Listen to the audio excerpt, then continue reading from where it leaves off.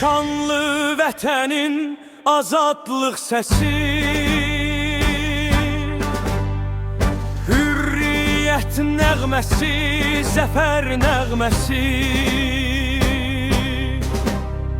Səni eşidəndə coşur qanımız,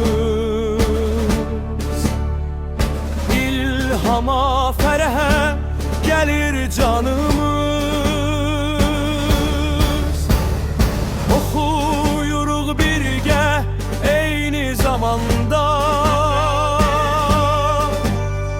sədan yayıldıdır bütün məkanda.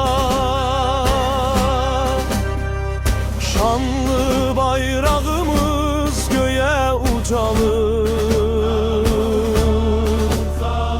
vətən övladları səndən güc alır.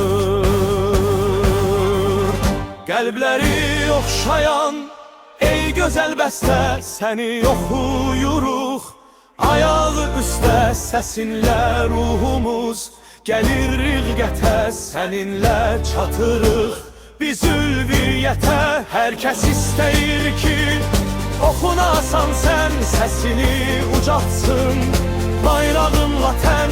Əhməd Cavad sözlə ruhu oyadır, Üzeyir bir ölməz əsər yaradır.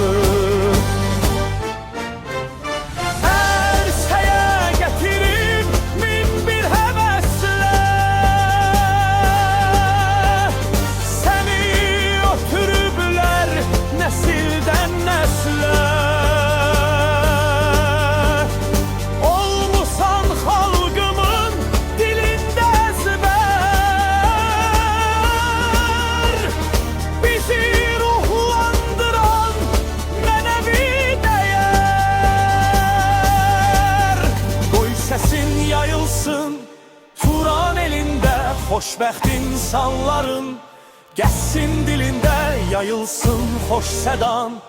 Qarabağımda, azad torpağımda, gözəl çağımda, zəfərdən zəfərə addımlayaq biz. Bütöv vətən olsun təkdir izimiz.